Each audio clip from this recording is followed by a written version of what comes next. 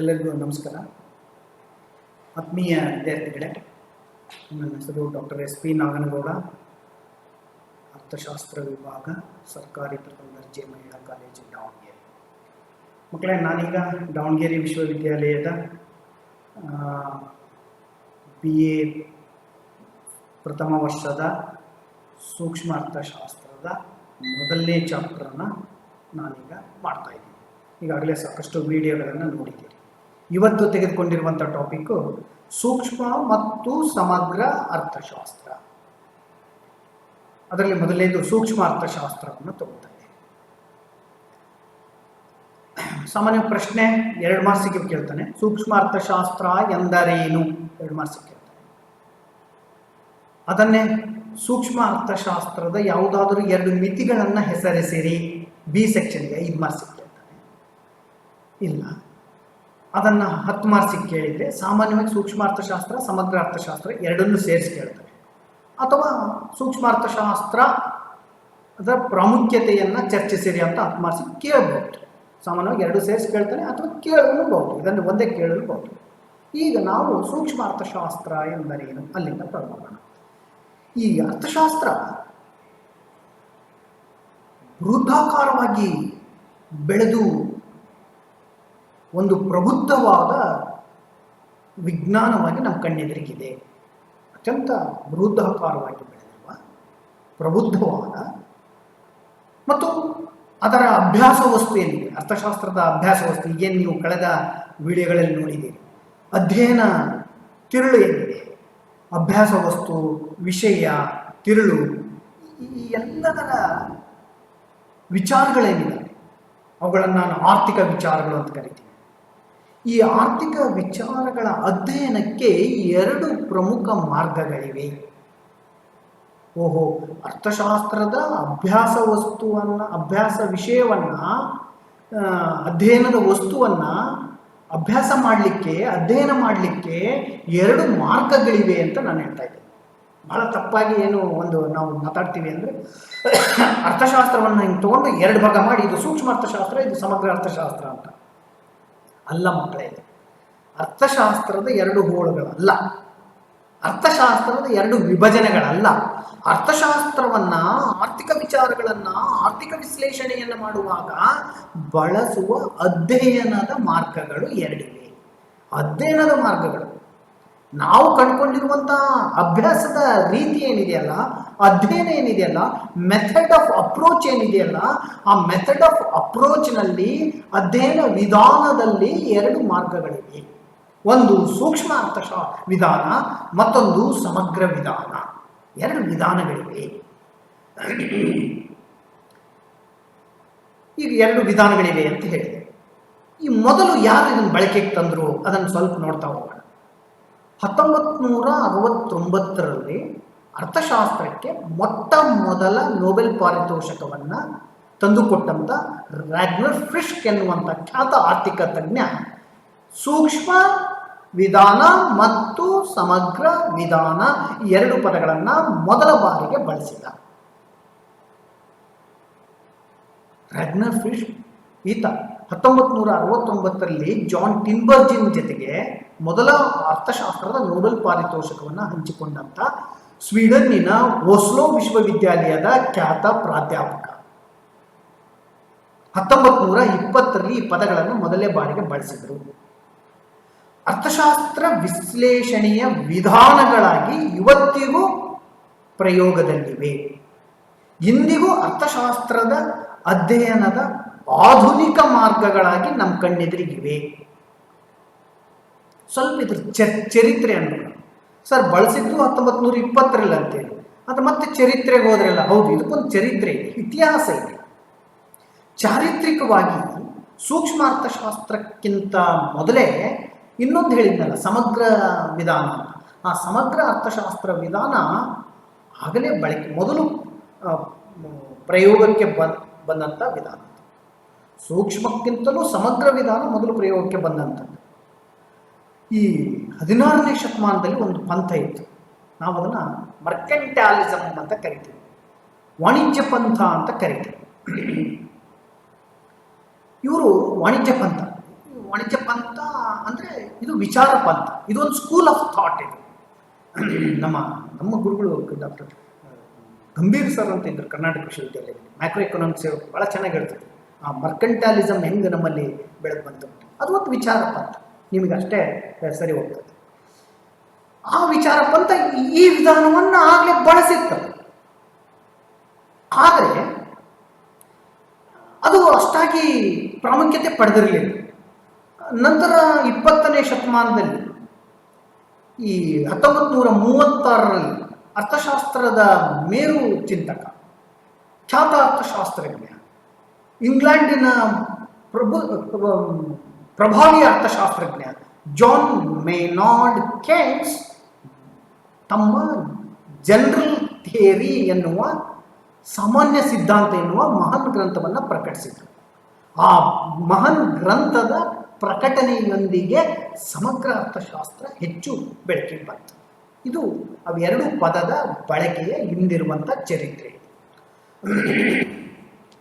ಮತ್ತು ಸೂಕ್ಷ್ಮ ಅರ್ಥಶಾಸ್ತ್ರದ ಏನಾಯಿತು? ಸೂಕ್ಷ್ಮ ಅರ್ಥಶಾಸ್ತ್ರವನ್ನು ನಾವು ಹಿಂದೆ ಕಂಡಿದ್ದೀವಲ್ಲ, 18ನೇ ಶತಮಾನ 19ನೇ ಶತಮಾನದ ಆಡಮ್ ಸ್ಮಿತ್ನಿಂದ, ಡೇವಿಡ್ ರಿಕಾರ್ಡೋನಿಂದ, JS ಮಿಲ್ಲನಿಂದ ಹಿಡಿದು ಆಲ್ಫ್ರೆಡ್ ಮಾರ್ಷಲ್, AC ಪಿಗೂರವರೆಗೂ ಬಂದಂಥ ಇವರೆಲ್ಲ ತಜ್ಞರನ್ನ ಸೂಚ್ಯವಾಗಿ ಸಂಪ್ರದಾಯ ತಜ್ಞರು, ಕ್ಲಾಸಿಕಲ್ ಎಕಾನಮಿಸ್ಟ್ ಅಂತ ಕರೀತಾರೆ. ಈ ಕ್ಲಾಸಿಕಲ್ ಎಕಾನಮಿಸ್ಟ್ ಅವರು ಸೂಕ್ಷ್ಮ ಅರ್ಥಶಾಸ್ತ್ರವನ್ನು ಪ್ರಾಯೋಗಿಕವಾಗಿ ಬಳಸಿದಂಥ, ಅಭಿವೃದ್ಧಿಪಡಿಸಿದಂಥ ತಜ್ಞರು. ಸೊ ಎರಡರ ಚರಿತ್ರೆಯನ್ನು ನೋಡಿದ್ರಿ. ಈಗ ಸೂಕ್ಷ್ಮ ಮತ್ತು ಸಮಗ್ರ ಎಂಬ ಪದಗಳ ಉಗಮನ ಹೆಂಗೆ ಬೆಳಕಿಗೆ ಬಂದವು ಅಂತ, ಹೆಂಗೆ ಉಗಮವಾದವು ಈ ಪದಗಳು, ಹೆಂಗೆ ಹುಟ್ಟಿಕೊಂಡವು ಅಂತ ನೋಡ್ತಾ ಹೋಗೋಣ. ನಾನೀಗ ಇದನ್ನು ಇಂಗ್ಲೀಷ್ನಲ್ಲಿ, ಸೂಕ್ಷ್ಮ ಅರ್ಥಶಾಸ್ತ್ರ ಇಂಗ್ಲೀಷ್ನಲ್ಲಿ ಹೇಳ್ತೇನೆ micro economics. Micro economics, micro economics. Micro ಎನ್ನುವ ಪದ ಇಂಗ್ಲಿಷ್ ಪದ. ಇದು ಸೂಕ್ಷ್ಮ ಎನ್ನುವ ಕನ್ನಡ ಪದದ ಸಮಾನಾಂತರ ಪದ. ಈ ಮೈಕ್ರೋ ಎನ್ನುವ ಇಂಗ್ಲಿಷ್ ಪದ ಮೈಕ್ರೋಸ್ ಎಂಬ ಗ್ರೀಕ್ ಭಾಷೆಯ ಪದದಿಂದ ಉಗಮವಾಗಿದೆ. ಮೈಕ್ರೋಸ್ ಎನ್ನುವ ಗ್ರೀಕ್ ಭಾಷೆ, ಅದನ್ನ ನೆನ್ಪಿಟ್ಕೊಳ್ಳಿ, ಕೇಳ್ತಾನೆ, ಎರಡು ಮಾರ್ಕ್ಸಿಗೆ ಕೇಳ್ತಾನೆ. ಸೂಕ್ಷ್ಮ ಅರ್ಥಶಾಸ್ತ್ರ ಯಾವ ಭಾಷೆಯಿಂದ ಉಗಮವಾಗಿದೆ? ಗ್ರೀಕ್ ಭಾಷೆಯ ಮೈಕ್ರೋಸ್ ಎನ್ನುವ ಪದದಿಂದ ಉಗಮವಾಗಿದೆ. ಮೈಕ್ರೋಸ್ ಎಂದರೇನು? ಮೈಕ್ರೋಸ್ ಎಂದರೆ ಚಿಕ್ಕದು ಎಂದರ್ಥ. ಚಿಕ್ಕದು, ಸಣ್ಣದು, ಚಿಕ್ಕದು, ಸಣ್ಣದು, ದಶಲಕ್ಷದಲ್ಲಿ ಒಂದು ಭಾಗ. Micro means small, millionth part, ಚಿಕ್ಕದು. ಆದ ಕಾರಣ ಸೂಕ್ಷ್ಮ ಅರ್ಥಶಾಸ್ತ್ರ ಎಂದರೆ, ಈಗಾಗಲೇ ಸೂಕ್ಷ್ಮ ಅನ್ನೋದು ಗೊತ್ತಿದೆ, ಅರ್ಥವ್ಯವಸ್ಥೆಯ ಯಾವುದಾದ್ರೂ ಒಂದು ಚಿಕ್ಕ ಘಟಕವನ್ನು ಕುರಿತು ಅಧ್ಯಯನ ಮಾಡುವುದೇ ಸೂಕ್ಷ್ಮ ಅರ್ಥಶಾಸ್ತ್ರ. ಅಂದರೆ ಆರ್ಥಿಕ ವ್ಯವಸ್ಥೆಯ ಒಂದು ಚಿಕ್ಕ ಘಟಕವನ್ನು ಅಥವಾ ಯಾವುದಾದ್ರೂ ಒಂದು ಭಾಗವನ್ನು ಅಧ್ಯಯನ ಮಾಡುವ ವಿಧಾನ ಏನಿದೆಯಲ್ಲ, ಅದು ಸೂಕ್ಷ್ಮ ಅರ್ಥಶಾಸ್ತ್ರ, ಮೈಕ್ರೋ ಎಕಾನಮಿಕ್ಸ್. ಅದರಂತೆ ಸಮಗ್ರ ಎನ್ನುವಂಥ ಪದ. ಸಮಗ್ರ ಅನ್ನೋದು ಇಂಗ್ಲಿಶಿನ ಮ್ಯಾಕ್ರೋ ಎನ್ನುವ ಸಮಾನಾಂತರ ಪದ. ಮ್ಯಾಕ್ರೋ, MACRO, ಮ್ಯಾಕ್ರೋ ಎನ್ನುವ ಈ ಇಂಗ್ಲಿಷ್ ಪದ ಗ್ರೀಕ್ ಭಾಷೆಯಿಂದ ಉಗಮವಾಗಿದೆ. ಗ್ರೀಕ್ ಭಾಷೆಯ ಮ್ಯಾಕ್ರೋಸ್ ಎನ್ನುವ ಪದದಿಂದ ಉಗಮವಾಗಿದೆ. ಮ್ಯಾಕ್ರೋಸ್ ಎಂದರೆ ದೊಡ್ಡದು ಎಂದರ್ಥ, ಅದಕ್ಕೆ ವಿರುದ್ಧವಾದದ್ದು. ದೊಡ್ಡದು, ವಿಶಾಲವಾದದ್ದು, ಅದಕ್ಕೆ ಇದನ್ನು ವಿಶಾಲ ಅರ್ಥಶಾಸ್ತ್ರ ಅಂತಲೂ ಕರೀತಾರೆ. ಸಮಗ್ರವಾದದ್ದು, ಅದಕ್ಕೆ ಇದನ್ನು ಸಮಗ್ರ ಅರ್ಥಶಾಸ್ತ್ರ ಅಂತ ಕರೀತಾರೆ. ಹಾಗಾದ್ರೆ ಸಮಗ್ರ ಅರ್ಥಶಾಸ್ತ್ರ ಅಂತಂದ್ರೆ, ಈಗ ಅದನ್ನು ಆ ಶಬ್ದ ತಗೊಂಡು ಬಳಸ್ತಾ ಹೋಗೋಣ. ಇಡೀ ಆರ್ಥಿಕ ವ್ಯವಸ್ಥೆಯ ಸಮಗ್ರ ಅಂಶಗಳನ್ನು ಅಭ್ಯಸಿಸುವ ವಿಧಾನ ಸಮಗ್ರ ಅರ್ಥಶಾಸ್ತ್ರ. ಈಗ ಸೂಕ್ಷ್ಮ ಅರ್ಥಶಾಸ್ತ್ರ ಅಂದ್ರೆ ಏನು ಅನ್ನೋದರ ಚರಿತ್ರೆ, ಬಳಕೆ ಮತ್ತು ಅದರ ಅರ್ಥ ಉಗಮ, ಶಬ್ದದ ಉಗಮ ಗೊತ್ತಾಯಿತು. ಈಗ ನೆಕ್ಸ್ಟ್ ಸೂಕ್ಷ್ಮ ಅರ್ಥಶಾಸ್ತ್ರ ಎಂದರೇನು? ಮಕ್ಕಳೇ 2 ಮಾರ್ಕ್ಸಿಗೆ ಕೇಳ್ತಾರೆ. ಸೂಕ್ಷ್ಮ ಅರ್ಥಶಾಸ್ತ್ರವನ್ನು ಅನೇಕ ತಜ್ಞರು ವ್ಯಾಖ್ಯಾನಿಸಿದ್ದಾರೆ. ಕೆನೆತಿ ಬೌಲ್ಡಿಂಗನ ವ್ಯಾಖ್ಯೆ ಬಹಳ ಹೆಚ್ಚು ಸಮರ್ಪಕವಾದಂಥ ವ್ಯಾಖ್ಯೆ. ಗಾರ್ಡ್ನರ್ ಆಕ್ಲೆ ವ್ಯಾಖ್ಯಾನ ಮಾಡಿದ್ದಾರೆ. ಅನೇಕ ವ್ಯಾಖ್ಯೆಗಳಿವೆ. ನನಗೆ ತುಂಬ ಇಷ್ಟವಾಗುವಂಥ ವ್ಯಾಖ್ಯೆ ಕೆನೆತಿ ಬೌಲ್ಡಿಂಗ್ ಅವರ ವ್ಯಾಖ್ಯೆ. ಕೆನೆತಿ ಬೌಲ್ಡಿಂಗರ ಪ್ರಕಾರ ನಿರ್ದಿಷ್ಟ ಉದ್ಯಮ ಸಂಸ್ಥೆಗಳ ನಿರ್ದಿಷ್ಟ ಸರಕುಗಳ ಅಧ್ಯಯನವೇ ಸೂಕ್ಷ್ಮ ಅರ್ಥಶಾಸ್ತ್ರ. ಅಂದರೆ ಸೂಕ್ಷ್ಮ ಅರ್ಥಶಾಸ್ತ್ರ ಒಂದು ನಿರ್ದಿಷ್ಟವಾದ ಘಟಕವನ್ನು ಅಥವಾ ನಿರ್ದಿಷ್ಟವಾದ ಸಂಸ್ಥೆಯನ್ನು, ನಿರ್ದಿಷ್ಟವಾದ ಉದ್ಯಮ ಸಂಸ್ಥೆಯನ್ನು ಅಥವಾ ನಿರ್ದಿಷ್ಟವಾದ ಸರಕನ್ನು ಕುರಿತು ಅಧ್ಯಯನ ಮಾಡ್ತಾರೆ. ಅದು ಸೂಕ್ಷ್ಮ ಅರ್ಥಶಾಸ್ತ್ರ. ಅಂದರೆ ಒಂದು ಘಟಕವನ್ನು ಮಾತ್ರ ಆಯ್ಕೆ ಮಾಡಿಕೊಂಡು ಕೂಲಂಕುಷವಾಗಿ ಅಧ್ಯಯನ ಮಾಡ್ತದೆ. ಅಂದರೆ ಇಡೀ ಆರ್ಥಿಕತೆಯನ್ನು ತೆಗೆದುಕೊಂಡು ಸಣ್ಣ ಸಣ್ಣ ಭಾಗಗಳಾಗಿ ವಿಂಗಡಿಸಿ, ಅದಕ್ಕೆ ಇದನ್ನು ಸಣ್ಣ ಸಣ್ಣ ಭಾಗಗಳಾಗಿ ವಿಂಗಡಿಸಿ ಅಂತಂದರೆ ತುಣುಕುಗಳನ್ನು ಮಾಡಿ ಆ ಸಣ್ಣ ವಿಷಯವನ್ನು ತೆಗೆದುಕೊಂಡು ಕೂಲಂಕುಷವಾಗಿ ಅಭ್ಯಸಿಸುವ ಅರ್ಥಶಾಸ್ತ್ರವೇ ಸೂಕ್ಷ್ಮ ಅರ್ಥಶಾಸ್ತ್ರ. ಅದಕ್ಕೆ ಇದನ್ನು ತುಣುಕು ಮಾಡುವ ವಿಧಾನ ಅಂತ ಕರೀತಾರೆ. Slicing method, bread slicing method. ಈ ನಿರ್ದಿಷ್ಟ ಸಂಗತಿಗಳನ್ನು ಮಾತ್ರ ಇಲ್ಲಿ ಅಧ್ಯಯನ ಮಾಡ್ತೀವಿ. ಕೆನೆತಿ ಬೌಲ್ಡಿಂಗರ ಪ್ರಕಾರ ನಿರ್ದಿಷ್ಟ ಸರಕನ್ನು, ನಿರ್ದಿಷ್ಟ ಉದ್ಯಮವನ್ನು, ನಿರ್ದಿಷ್ಟ ಸಂಗತಿಯನ್ನು ಅಭ್ಯಾಸ ಮಾಡುವುದರಿಂದ ಸೂಕ್ಷ್ಮ ಅರ್ಥಶಾಸ್ತ್ರವನ್ನು ಪಾರ್ಷಿಯಲ್ ಎನಾಲಿಸಿಸ್, ಪಾರ್ಶ್ವ ಅಧ್ಯಯನ ಅಂತಲೂ ವಿಶ್ಲೇಷಣೆ ಅಂತಲೂ ಕರೆದಿದ್ದೀವಿ. ಇದಕ್ಕೆ ಒಂದು ಹೆಸರಿಸಬಹುದಾದಂಥ ಒಂದು ಗ್ರಂಥ ಅಂದರೆ ಆಲ್ಫ್ರೆಡ್ ಮಾರ್ಷಲ್ರ ವಿಧಾನ. ಆಲ್ಫ್ರೆಡ್ ಮಾರ್ಷಲ್ರವರು 1890ರಲ್ಲಿ ಪ್ರಕಟಿಸಿದ ಪ್ರಿನ್ಸಿಪಲ್ಸ್ ಆಫ್ ಎಕಾನಮಿಕ್ಸ್ ಎನ್ನುವ ಗ್ರಂಥ ಸೂಕ್ಷ್ಮ ಅರ್ಥಶಾಸ್ತ್ರಕ್ಕೆ ಹೆಸರಿಸಬಹುದಾದ ಅತ್ಯುತ್ತಮ ಉದಾಹರಣೆ. ಸೂಕ್ಷ್ಮ ಅರ್ಥಶಾಸ್ತ್ರ ಅಂದರೆ ಏನು ಅಂತ ಗೊತ್ತಾಯಿತು. ಈಗ ಸೂಕ್ಷ್ಮ ಅರ್ಥಶಾಸ್ತ್ರದ ವ್ಯಾಪ್ತಿಗೆ ಬರೋಣ. ವ್ಯಾಪ್ತಿ ಅಂದರೆ ನಾನು ಈಗ ಹಿಂದೆ ಹೇಳಿದ್ದೀನಿ, ಅಧ್ಯಯನ ಕ್ಷೇತ್ರ ಏನಿದೆ ಏನಿಲ್ಲ ಎಂಬುದನ್ನು ತಿಳಿಸುವುದಾಗಿದೆ. ಹಾಗಾದರೆ ಸೂಕ್ಷ್ಮ ಅರ್ಥಶಾಸ್ತ್ರದ ವ್ಯಾಪ್ತಿ ಏನು? ಏನೇನು ವಿಷಯಗಳನ್ನು ಅಭ್ಯಾಸ ಮಾಡ್ತೀವಿ? ಸೂಕ್ಷ್ಮ ಅರ್ಥಶಾಸ್ತ್ರದ ವಿಷಯಗಳನ್ನು 3 ಭಾಗಗಳಾಗಿ ವಿಂಗಡಿಸ್ತೀವಿ. ಒಂದು, ಸರಕುಗಳ ಬೆಲೆ ನಿರ್ಧಾರ. ಸೂಕ್ಷ್ಮ ಅರ್ಥಶಾಸ್ತ್ರ 3 ಭಾಗಗಳಾಗಿ ವಿಂಗಡಿಸ್ತೀವಿ. ಸರಕುಗಳ ಬೆಲೆ ನಿರ್ಧಾರ, ಸರಕುಗಳ ಬೆಲೆ ನಿರ್ಧಾರ. ಎರಡನೇದು ವಿತರಣೆ ಸಿದ್ಧಾಂತ,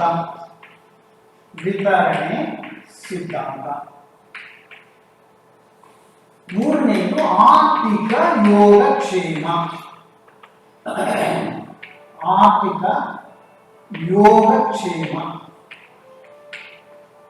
ಸರಕುಗಳ ಬೆಲೆ ನಿರ್ಧಾರ ಸೂಕ್ಷ್ಮ ಅರ್ಥಶಾಸ್ತ್ರದ ಬಹುಮುಖ್ಯವಾದಂಥ ಭಾಗ ಇದೆ.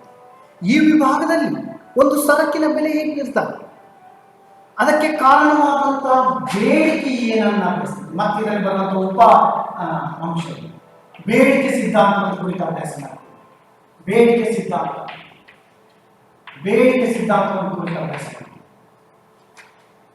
ಬೇಡಿಕೆಯನ್ನ ಕುರಿತು ಅಭ್ಯಾಸ ಮಾಡ್ತೀವಿ. ಆ ಬೇಡಿಕೆಯಿಂದಿರಬಹುದಾದ ಅನುಭೋಗಿ ಏನು, ಆತನ ವರ್ತನೆ ಏನು, ಹೇಗೆ ವಸ್ತುವನ್ನ ಇಚ್ಛೆ ಪಡ್ತಾನೆ, ಯಾಕೆ ಆ ವಸ್ತುವಿನ ಇಚ್ಛೆಯ ಹಿಂದೆ ಏನಿರುತ್ತದೆ, ಅವನ ವರ್ತನೆ ಹೇಗೆ, ಈ ಎಲ್ಲ ವಿಷಯಗಳನ್ನು ಸಾಮಾನ್ಯವಾಗಿ ಈ ವಿಭಾಗದಲ್ಲಿ ಸೂಕ್ಷ್ಮ ಅರ್ಥಶಾಸ್ತ್ರದ ಈ ಮೊದಲನೇ ಭಾಗದಲ್ಲಿ ಅಭ್ಯಾಸ ಮಾಡ್ತೀವಿ. ಸೊ ಬೇಡಿಕೆಯನ್ನು ಕುರಿತು ಅಭ್ಯಾಸ ಮಾಡ್ತೀವಿ. ಉತ್ಪಾದನೆಯನ್ನು ಕುರಿತು ಅಭ್ಯಾಸ ಮಾಡ್ತೀವಿ. ಉತ್ಪಾದನೆಯಲ್ಲಿ ಕೆಲವೊಂದು ನಿಯಮಗಳಿವೆ. ಸೂಕ್ಷ್ಮ ಅರ್ಥಶಾಸ್ತ್ರದಲ್ಲಿ ಉತ್ಪಾದನಾ ನಿಯಮಗಳನ್ನು ಅಭ್ಯಾಸ ಮಾಡ್ತೀವಿ. ವೆಚ್ಚಗಳನ್ನು ಅಭ್ಯಾಸ ಮಾಡ್ತೀವಿ. ಯಾವ ವೆಚ್ಚ ಬಹಳ ಪ್ರಮುಖವಾದದ್ದು. ವೆಚ್ಚಕ್ಕೆ ಸಿದ್ಧಾಂತ ಕೇಳಿರುತ್ತೆ. ಯಾವ ದರದಲ್ಲಿ ವೆಚ್ಚ ಕಂಡು ಬರ್ತದೆ, ಎಷ್ಟು ವೆಚ್ಚ ಕಂಡು ಬರ್ತದೆ, ಭರಿಸಬಹುದಾದ ವೆಚ್ಚ ಎಷ್ಟು, ಈ ಎಲ್ಲ ವಿಷಯಗಳನ್ನು ಸೂಕ್ಷ್ಮ ಅರ್ಥಶಾಸ್ತ್ರದಲ್ಲಿ. ನೆಕ್ಸ್ಟ್ ನಾವು ವಿತರಣೆ ಸಿದ್ಧಾಂತ. ವಿತರಣೆ ಅಂತಂದ್ರೆ ಆದಾಯದ ವಿತರಣೆ. ಉತ್ಪಾದನಾಂಗಗಳೇನಿದೆ ಅವು ನಮ್ಮ ಉತ್ಪಾದನೆಯಲ್ಲಿ ಸಹಕರಿಸಿರ್ತವೆ. ಉತ್ಪಾದನಾಂಗಗಳು ಸಹಕರಿಸಿರೋದ್ರಿಂದ ಅವನ್ನು ಉತ್ಪಾದನಾ ಕರ್ತೃಗಳು ಅಥವಾ ಉತ್ಪಾದನಾ ಘಟಕಗಳು ಅಂತ ಕರಿತೀವಿ. ಈ ಉತ್ಪಾದನಾ ಘಟಕಗಳು ಭೂಮಿ, ಶ್ರಮ, ಬಂಡವಾಳ, ಸಂಘಟನೆ, ಈ ಎಲ್ಲ ಉತ್ಪಾದನಾ ಕರ್ತೃಗಳಿಗೆ ನಾವು ಪ್ರತಿಯಾಗಿ ಫಲವನ್ನು ನೀಡಬೇಕಾಗ್ತದೆ. ಅದು ಪ್ರತಿ ಫಲ ಭೂಮಿಗೆ ಗೇಣಿಯನ್ನು ನೀಡಬೇಕಾಗ್ತದೆ. ಹಾಗಾದ್ರೆ ಗೇಣಿ ಎಷ್ಟು? ಗೇಣಿಯನ್ನು ನಿರ್ಧರಿಸುವುದು ಹೇಗೆ? ಯಾವ ಅಂಶ ಗೇಣಿಯನ್ನು ನಿರ್ಧರಿಸುತ್ತದೆ? ಈ ಎಲ್ಲ ವಿಷಯಗಳನ್ನು ಸೂಕ್ಷ್ಮಾರ್ಥಶಾಸ್ತ್ರದಲ್ಲಿ ಕಲಿತೀವಿ. ಶ್ರಮಕ್ಕೆ ಪ್ರತಿಫಲ ಏನು? ಕೂಲಿಯನ್ನು ನಿರ್ಧಾರ ಮಾಡುವುದು ಗೇಣಿ. ಕೂಲಿಯ ದರ ಎಷ್ಟಿರಬೇಕು? ಅದರಂತೆ ಬಂಡವಾಳವನ್ನ ಪ್ರತಿಫಲ ಬಡ್ಡಿ ಎಷ್ಟು? ಬಡ್ಡಿಯ ದರ ಎಷ್ಟು? ಇವೆಲ್ಲವನ್ನು ಸಂಘಟಿಸುವ ಸಂಘಟನಾಕಾರನಿಗೆ ಲಾಭ ಮುಖ್ಯ. ಲಾಭ ದರ ಎಷ್ಟು? ಲಾಭದ ಸಿದ್ಧಾಂತವೇನು ಹೇಳುತ್ತೆ? ಇದು ಬಹಳ ಮುಖ್ಯ. ಎಲ್ಲದನ್ನು ಅಭ್ಯಾಸ ಮಾಡಿ. ನೆಕ್ಸ್ಟ್, ಆರ್ಥಿಕ ಯೋಗಕ್ಷೇಮ ಬಹಳ ಮುಖ್ಯವಾದಂತಹದ್ದು. ಆರ್ಥಿಕ ಯೋಗಕ್ಷೇಮ, ಒಬ್ಬ ವ್ಯಕ್ತಿ ತನ್ನ ಆದಾಯವನ್ನು ಹೆಚ್ಚಿಸಿಕೊಳ್ಳುವಂತ ಯೋಗಕ್ಷೇಮವನ್ನು ಹೇಗೆ ಬಯಸ್ತಾನೆ ಎನ್ನುವ ಯೋಗಕ್ಷೇಮದ ಸಿದ್ಧಾಂತಗಳನ್ನು ಸಹ ಸೂಕ್ಷ್ಮಾರ್ಥಶಾಸ್ತ್ರದಲ್ಲಿ ಅಭ್ಯಾಸ ಮಾಡ್ತೀವಿ. ಇದಿಷ್ಟು ಸೂಕ್ಷ್ಮಾರ್ಥಶಾಸ್ತ್ರದ ವ್ಯಾಪ್ತಿ. ನೆಕ್ಸ್ಟ್, ಇನ್ನು ಸೂಕ್ಷ್ಮಾರ್ಥಶಾಸ್ತ್ರದ ವಿಧಗಳು. ಸೂಕ್ಷ್ಮಾರ್ಥಶಾಸ್ತ್ರದಲ್ಲಿ ವಿಧಗಳು. ಸೂಕ್ಷ್ಮಾರ್ಥಶಾಸ್ತ್ರದಲ್ಲಿ ಮೂರು ಪ್ರಮುಖವಾದ ವಿಧಗಳಿವೆ. ಒಂದು, ಸ್ಥಿರಾತ್ಮಕ ಸೂಕ್ಷ್ಮ ವಿಶ್ಲೇಷಣೆ. ಸ್ಥಿರಾತ್ಮಕ ಸೂಕ್ಷ್ಮ ವಿಶ್ಲೇಷಣೆ. ಸ್ಥಿರಾತ್ಮಕ ಸೂಕ್ಷ್ಮ ವಿಶ್ಲೇಷಣೆ. ಎರಡು, ತುಲನಾತ್ಮಕ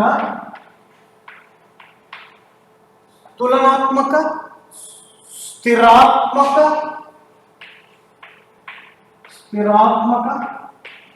ಸೂಕ್ಷ್ಮ ವಿಶ್ಲೇಷಣೆ.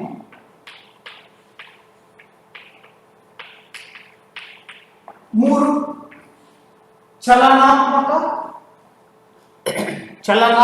ಸೂಕ್ಷ್ಮ ವಿಶ್ಲೇಷಣೆ. ಚಲನಾತ್ಮಕ ಸೂಕ್ಷ್ಮ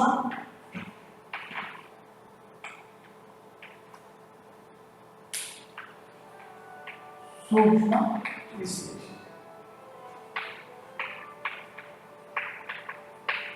ಈ ಮೊದಲನೇ ಸ್ಥಿರಾತ್ಮಕ ಸೂಕ್ಷ್ಮ ವಿಶ್ಲೇಷಣೆ ಅಂದ್ರೆ ಏನು ಅಂತ ನೋಡೋಣ. ಇದು ಸ್ವಲ್ಪ ನಿಧಾನಕ್ಕೆ, ಇದು ಒಂದು ಪಾರಿಭಾಷಿಕ ಶಬ್ದಗಳು ಉಪಯೋಗಿಸೋದಕ್ಕೆ.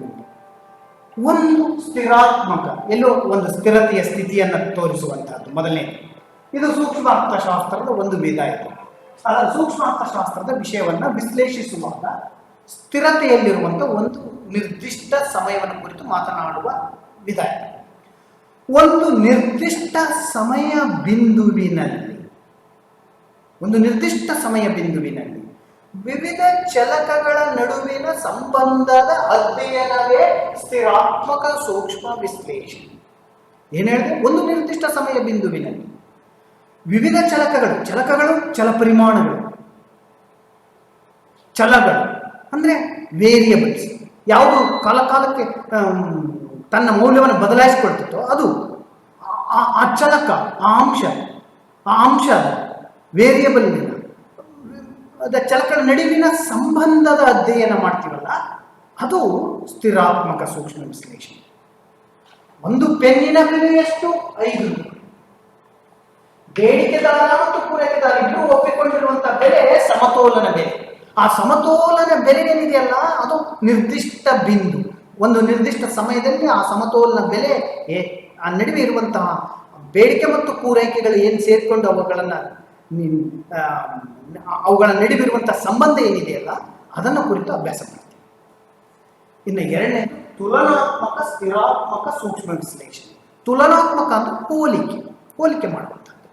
ಸಾಮಾನ್ಯವಾಗಿ ಒಂದು ನಿರ್ದಿಷ್ಟ ವಿವಿಧ ಮೊದಲನೇದಲ್ಲಿ ಒಂದು ನಿರ್ದಿಷ್ಟ ಸಮಯ ಬಿಂದು ಅಂತೆ. ಇಲ್ಲಿ ಹಂಗಲ್ಲ, ಇಲ್ಲಿ ಹೋಲಿಕೆ ಮಾಡ್ತೀವಿ. ಹೋಲಿಕೆ ಮಾಡೋದ್ರಿಂದ ವಿವಿಧ ಸಮಯ ಬಿಂದುಗಳನ್ನು ಪರಿಗಣಿಸ್ತೀವಿ. ವಿವಿಧ ಸಮಯ ಬಿಂದುವಿನಲ್ಲಿ ವಿವಿಧ ಚಲಕಗಳ ನಡುವೆ ಏರ್ಪಡುವ ಸಮತೋಲನವನ್ನ ತುಲನೆ ಮಾಡುವ ವಿಧಾನ ಇದು. 5 ರೂಪಾಯಿಗೆ ಈ ಪೆನ್ನಿನ ಬೆಲೆ 50 ರೂಪಾಯಿ. 50 ರೂಪಾಯಿ ಪೆನ್ನಿನ ಬೆಲೆ. 50 ರೂಪಾಯಿ ಪೆನ್ನಿನ ಬೆಲೆ. ಇವತ್ತು ನಿನ್ನೆಯ ಬೆಲೆ 50 ರೂಪಾಯಿ. ಇವತ್ತಿನ ಬೆಲೆ ಇವತ್ತು ಬೇರೆ ಕಡಿಮೆ ಆಗ್ಬಿಟ್ಟಿದೆ, 40 ರೂಪಾಯಿ.